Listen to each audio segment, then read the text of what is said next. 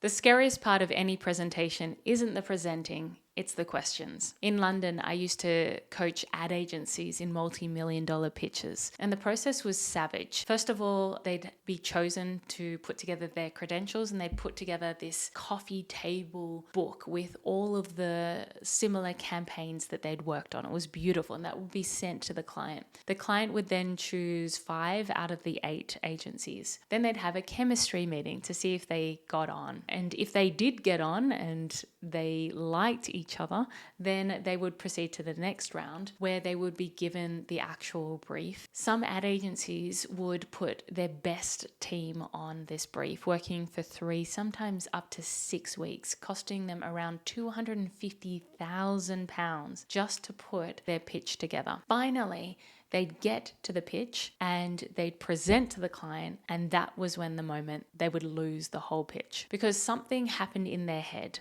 They thought that them asking a question meant that they didn't like it, that they've already decided no, that they were against them. So they got defensive or flustered or they over-explained. But questions at that stage were a completely natural part of the process. This client is about to spend £50 million. Do you reckon they might have a few questions? We carry this strange belief that if someone trusts us, they won't ask anything, that questions are a sign something's wrong. In fact, the opposite is true. The questions are the entire point. A client is asking questions because they're trying to picture themselves actually using what you're selling. And until they've said out loud what they would like, what they need, what they're worried about, how it fits, they haven't really bought in, no matter how good your presentation was. So the questions aren't the obstacle to the sale, they're how the buyer talks themselves into it. But arriving ready to take questions is only half the battle. You also need to handle them well. The sales analytics firm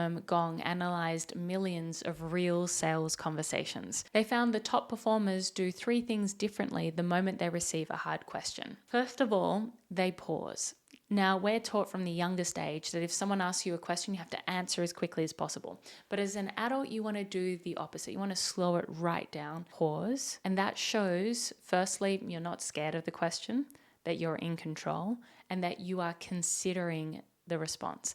So they let the silence sit far longer than others would. And then they acknowledge the question. That's an interesting question. To buy themselves time and also give them the ability to think and find out more, they then reverse the question. They say, what makes you ask? More than half the time, they will ask a question back to uncover the real question or the context within which that question has arisen. So they don't defend, they get curious. Here's how you should prepare for your sales, whether it's a conversation, a presentation, you're selling a product or service, or just an idea. You always want to find out what's important to that person, so you're answering their questions as part of your pitch or your presentation. That deals with the majority of the questions. Then for the ones that remain, slow it down. When the question lands, don't lunge at it. Pause, acknowledge it, and then ask them a question back, helping to clarify what specifically they need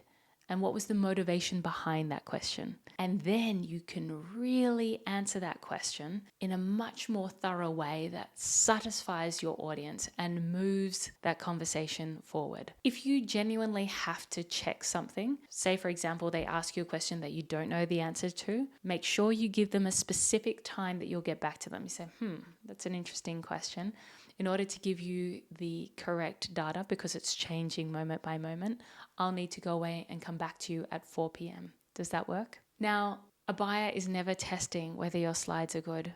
They want to know whether you're worth trusting when you don't have a script.